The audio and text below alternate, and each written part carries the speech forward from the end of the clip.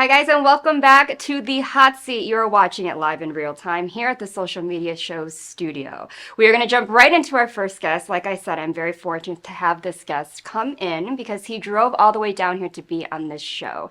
He is an actor. He has been acting for a really long time and has experience acting television and film all the way through the decades. So if everyone can please welcome actor Bob Sattler. Hi. Hi, Bob. Welcome to the show. Welcome. Pleasure to have you. All right. So how are you doing today? I'm doing well. I woke up, so it's a good day. Yeah, you woke up and you're here on camera, what you love to do, right? Yeah. So let's get right into it. Now, you are originally from California, so you are a West Coast guy. Born and raised. Mm-hmm. And so you had always really loved acting, even though that wasn't something that you had stayed doing consistently throughout your entire career, correct? Well, I love to be an actor. I love doing it, but as we all know, things happen in your life that takes you in a different direction. Mm-hmm. And that's what happened with me. But every direction that I went in, I developed skills. Right. That when it was ready for me and my time was right to become an actor, I had all these skills that I could use. Mm-hmm. And it worked. Yeah, honestly, like being an actor, you learn a lot just from observing.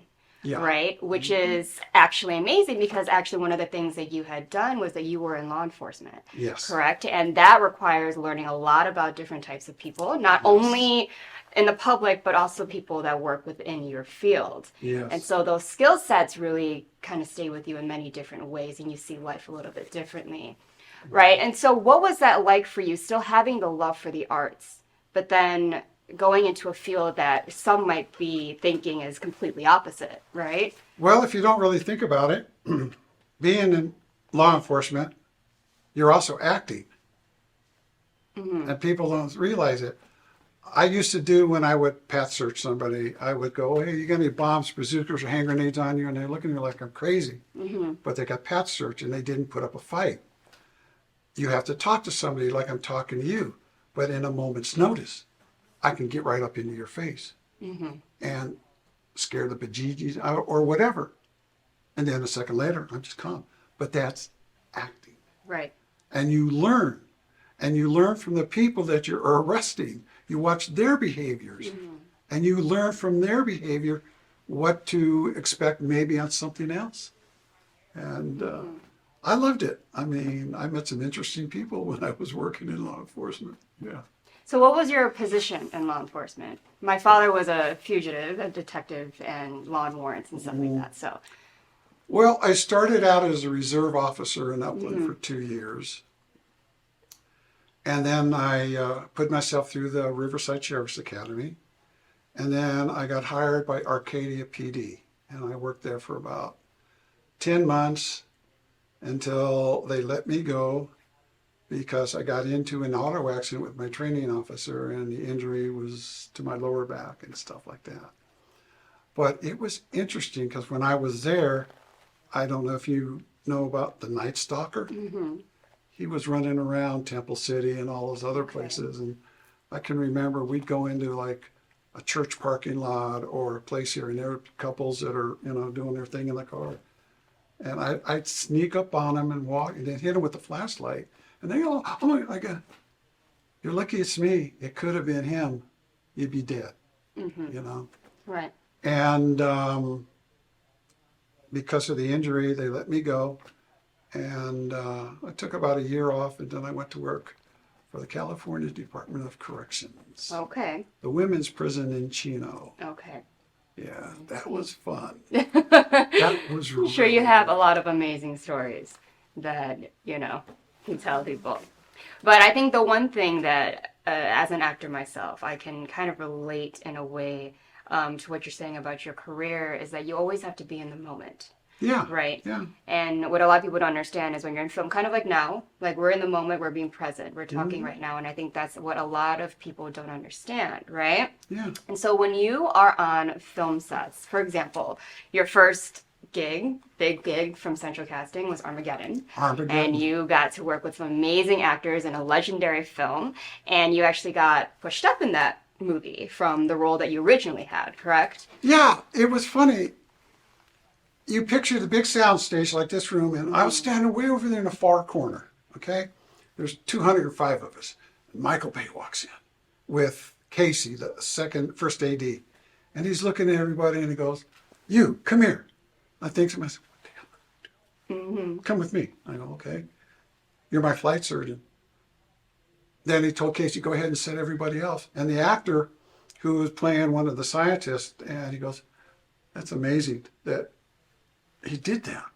So I got camera time. You see me, especially in the room when they're talking about the meteorite coming and stuff like that. The camera will start at me and it'll come back around on me and stuff like that. I go, wow, this is, I got my first SAG voucher out of it and everything else.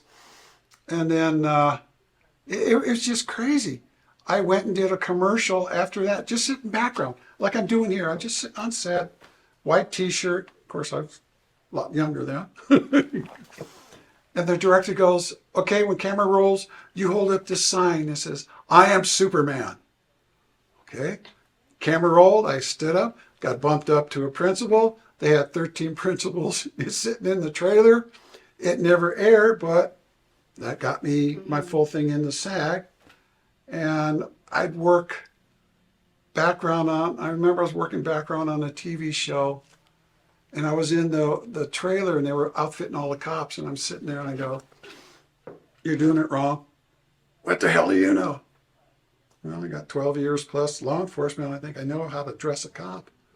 They took me down to the line producer. She hired me as a technical advisor. Then I came back and I made sure that they were all looking like they're supposed to look. And I started helping set up scenes, how the cops would do this and do this. And it was just, it was so great.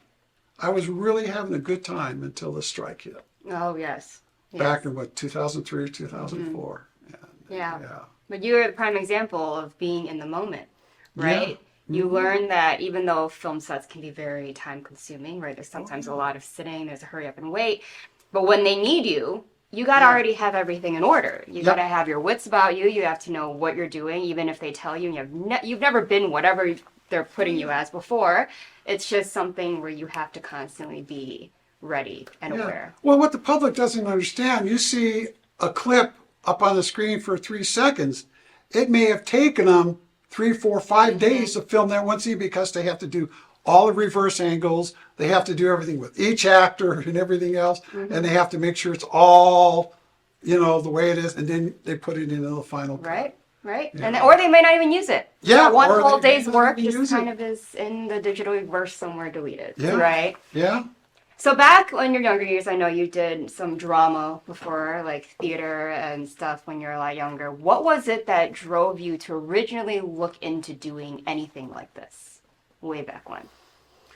Well, I remember as a kid, me and my friends, we used to play Long Ranger and Tonto and we used to do all that stuff.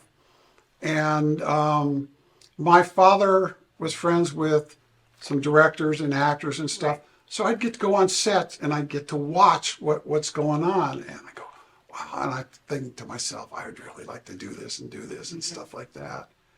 But in junior high school and high school, I worked the stage crew and I would run the projection camera for a projector when they would show movies in the auditorium and stuff like that. So I was getting on both sides. I just really enjoyed it.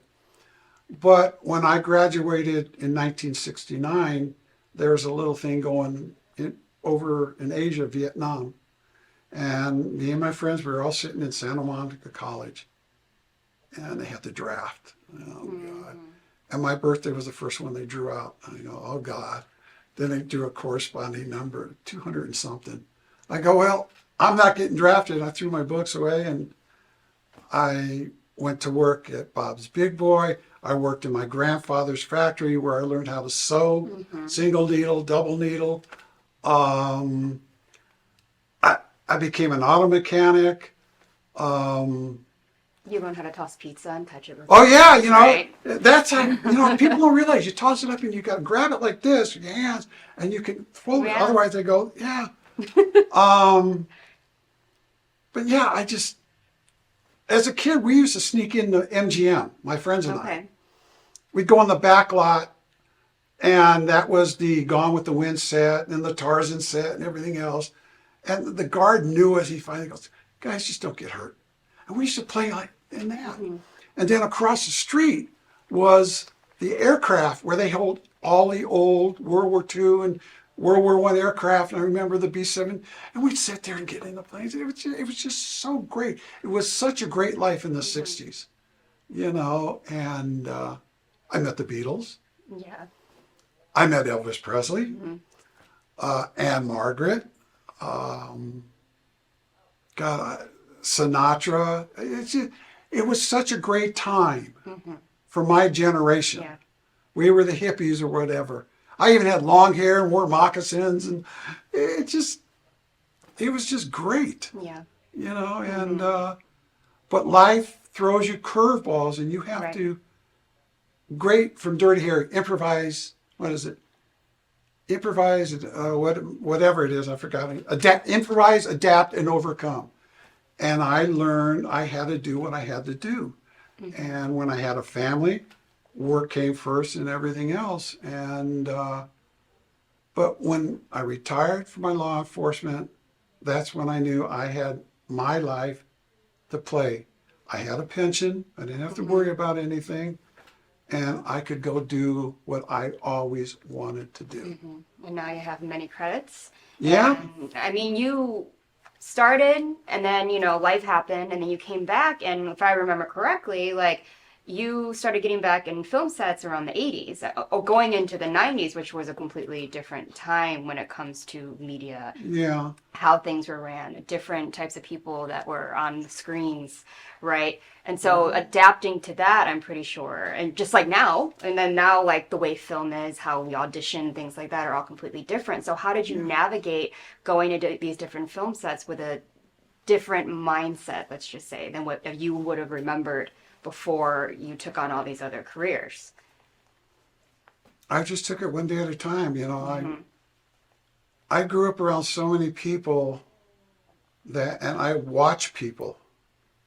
If you go into a restaurant, you can probably note, and you'll see, look at everybody, and most of the time the cops will be sitting with their backs to the wall and their eyes, like I'm talking to you, but my eyes are always moving. Have you noticed that? Oh, yes. That's instinctive because I'm being aware of everything. And when I started acting in 1998 when I first got on Armageddon, and it was great. But I had a life-ending issue. My appendix burst, and I walked around for 3 days. I go, I finally went to the ER and go, I don't feel good. When I retired, I had injuries. I have a lung injury, asbestos in my lungs and my knees. You saw me walking with the limp. I've got my second knee replacement here. But that doesn't stop me. You know, my thing is, I'll go to bed tonight, and if I don't wake up in tomorrow, I'm never going to know anyway. But if I do wake up, then I make the best of it, well, no matter what it is. I look for work on Actors Access, casting networks, Facebook. I just do what I have to do. And I know so many guys and gals when in the law enforcement that when they retired, they go, what am I going to do? And they ended up eating a gun or becoming drunks or drug addicts and stuff like that. That's not for me. Right. No, I'm going to live my life as best that I can. Do I get depressed at times? Yes. Do I get sad? Yes. Do I want more? Yes. But Hollywood is its own, I don't know how to say the word exactly, but it's got its own mindset. Oh, yeah. It's its own universe, I always call it. Yeah, It's a different world that has its own way of navigating, and you can't do it a conventional way. There's no right or wrong, and there's no one way, is how I've experienced. What I experienced was they want something from you, and if you don't give it to them, then they just move on to somebody else. And I experienced that on a few sets. And that cost me jobs, it cost me work and everything else. And I didn't understand it. I didn't have anybody to guide me. So I got taken advantage of by managers that go, oh yeah, well, I need a couple $100 up front to get everything rolling and da, da, da, da, da. And I never got any work out of them. And find out they just scamming me and stuff like that. So I learned the hard way. And if I'm on set and I see somebody that's just starting, I'll say, hey, look, don't fall for all of this stuff. You know, there used to be a bookstore in the Valley, San Fernando Valley, Samuel French. You could go in there and find all the books you want on acting.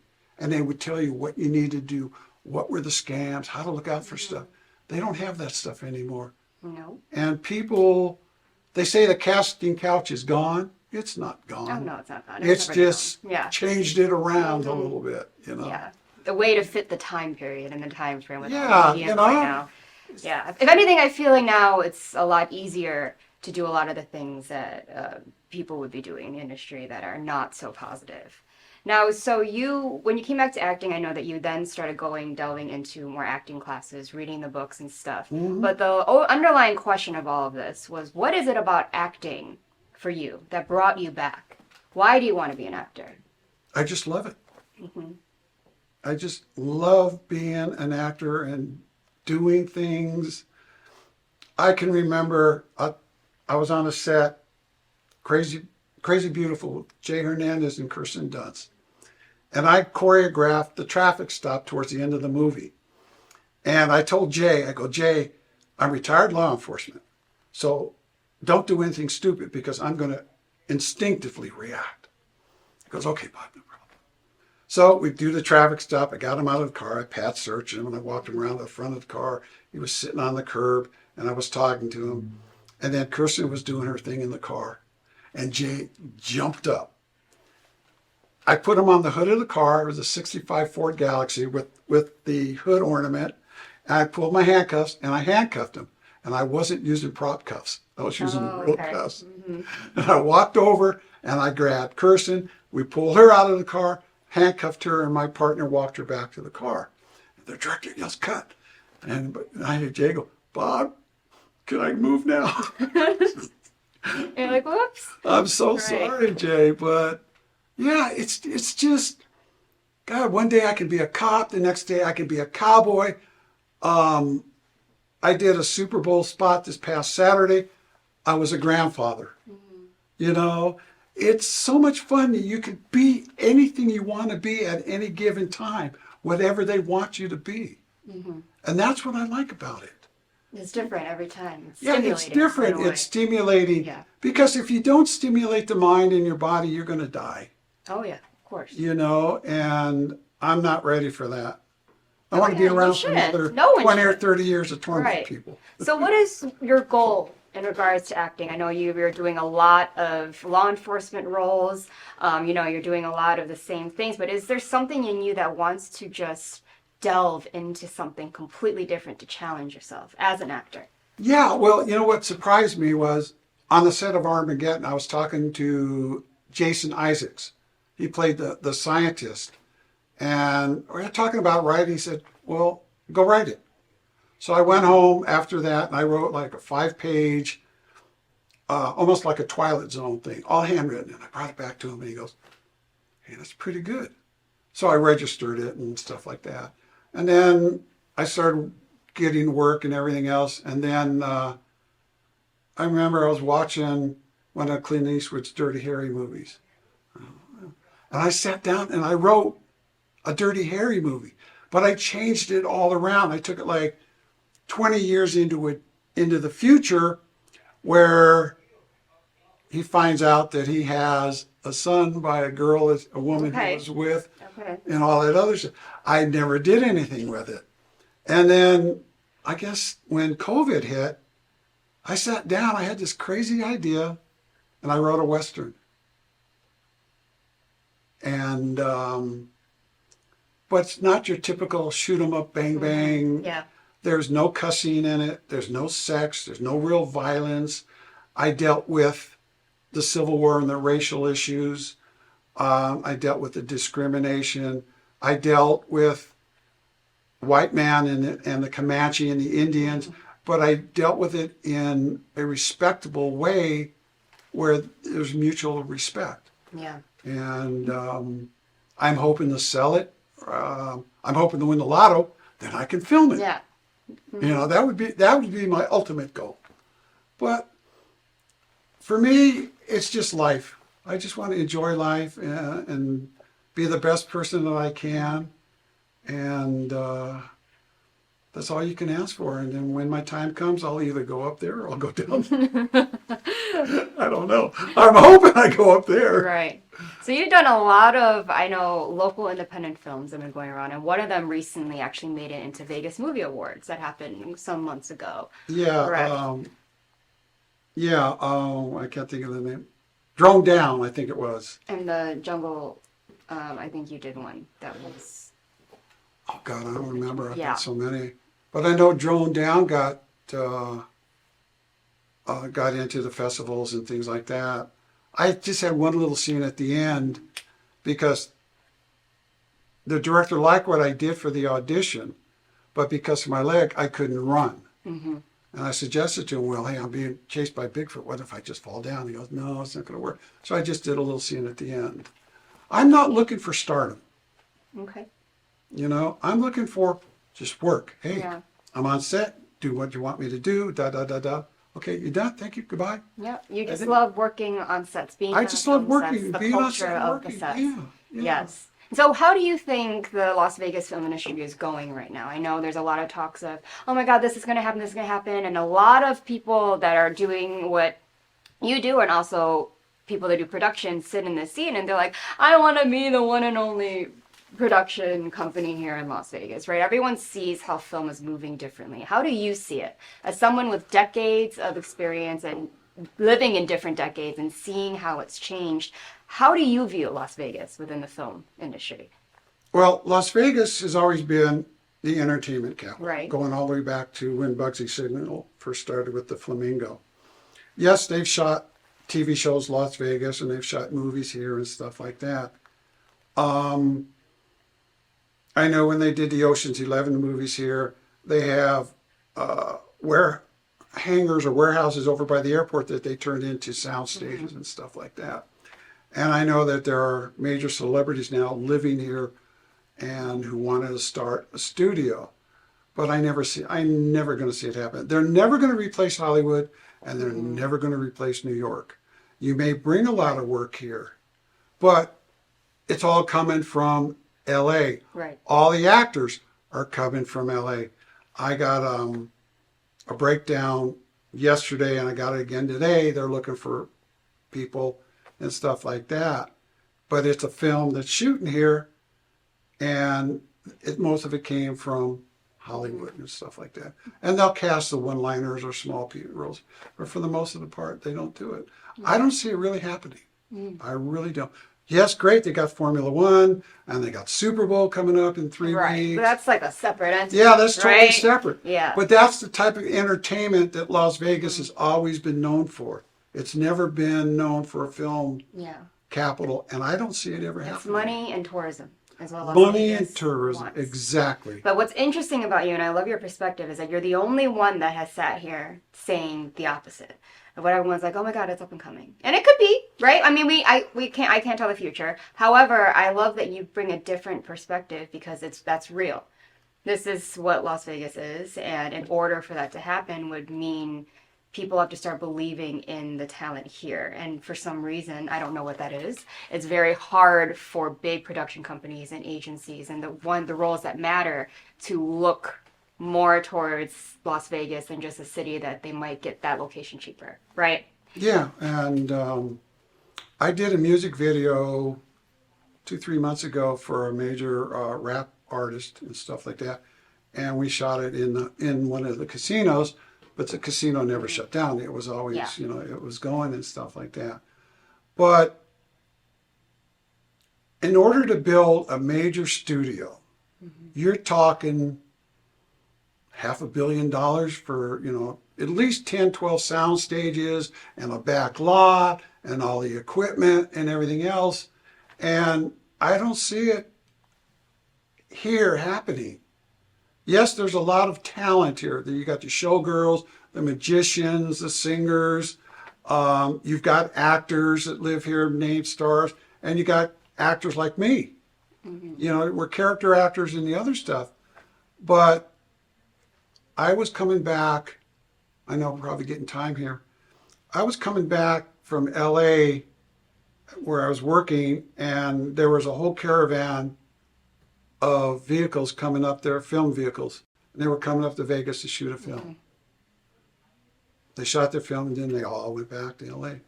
It would be great if it happened. I just don't see it. I just don't see them. You know, the entertainment here, the shows at the hotels are what people come want to see, you know, or the flight over to the Grand Canyon or something like that. Party scenes. Yeah, and the party, I mean, it's great. Now, I don't know how long you lived here, but I remember walking on Las Vegas Boulevard with my, you know, when it was safe, of course. But it was a different time then. And it was great. You look around and then, well, there's a Stardust, and you come back a week later. Where's the Stardust? De Blasio's there. You know, they keep tearing down and rebuilding, but it's still all about the hotels, the gaming, and the shows and the entertainment. Now they got that big sphere. And I heard today they were talking, well, who should they bring back next? There was Paul McCartney, there was Rod Stewart, there was a couple other people, you know, and that's great. But people are coming to see that. Or they'll go to see where Rod Stewart's playing, or they'll go see whoever's at the Desert Inn, or well, the Sands doesn't exist anymore, but at the Hilton and stuff like that, you know. Even way back when Elvis was here, everybody was coming up to see Elvis, you know, and stuff like that. And I mean, would it change? Would I love it to change? I would love to see it, but do I believe it will? I don't think so. So what would your key advice be, if you could sum it down to one sentence, to maintain in the film industry and be consistent? Believe in your abilities, believe in yourself, and never give up. Yeah. And pursue your love for acting, whether it's film and television, if it's theater, you know, if it's comic, stand-up comic. Never give up your dream, because the moment you give up on your dream, you give up on life. And you know what happens after that. Exactly. Now, this final question I ask all of my guests, and it's always interesting because it kind of sums up who they are and why they do what they do and how they inspire others and what they contribute to their career. And this is there a philosophy that you live by? Do to others as you would have them do to you. Be kind to people.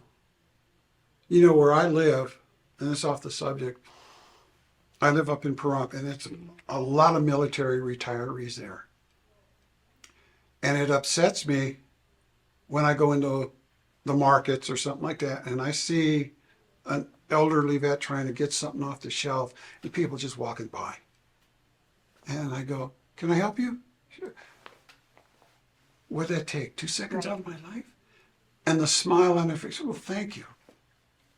You know, when I grew up in the 60s, things were a lot different. We had Vietnam, and everybody was anti this. Now you got what's going over in the Middle East. You got what's going over in, you know, the East, the far Pacific and stuff like that. People don't talk to people. You don't sit down at the family dinner table with your mother and your father and your sister and your brothers, and you have a family dinner. That's what's missing. Oh, yeah. You know, and... yeah, it was interesting. I was back home for the holidays. My mom brought that up because I was raised, we always sat down, lunch, dinner. And she literally brought it. She goes, you know what's interesting is that no one does this anymore. And I was like, you're right. You know, there's always a routine. You know, we help clean up. Everyone's got their role, but it's like they're the same thing. And it's weird to people now when you bring that up and they don't understand, like, that dynamic. Some people are always like, that's kind of weird. Like, why do you always have to do that? But, like, that is very integral to especially, you know, how you're raised, like, the connections you have with people. your family, and maintaining that about you. So Yeah, when I was growing up, we didn't worry about peer pressure. And now look at all these kids that have brought guns to their classes, or they've shot up their classes. And you can't get into the psyche. Why? But I would bet that it goes back to the basic roots, family values. You don't sit down with your parents, you don't sit down with your sisters and brothers, and you talk. Well, you got to go here, you got to go here, you got to do, or with the phone. Yeah. Yeah. There's no values anymore. And then you have the news, which keeps pounding you with all this false stuff and these false lies and everything else. Yeah, you don't even know what's real anymore. You don't know what's real anymore. And it's all negative. It's all negative, and you can't live in negativity. You have to have something positive in your life.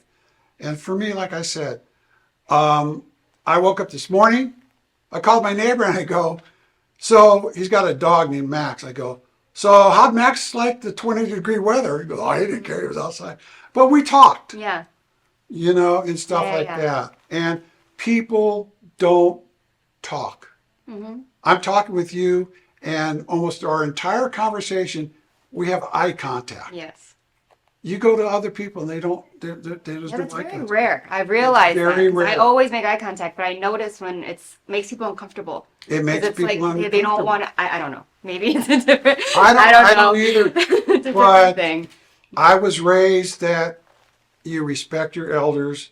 Right. You open the car door for a woman or something like that. You're polite. You have manners. I'm not saying you don't have your moments, because I've had plenty of my moments and stuff like that.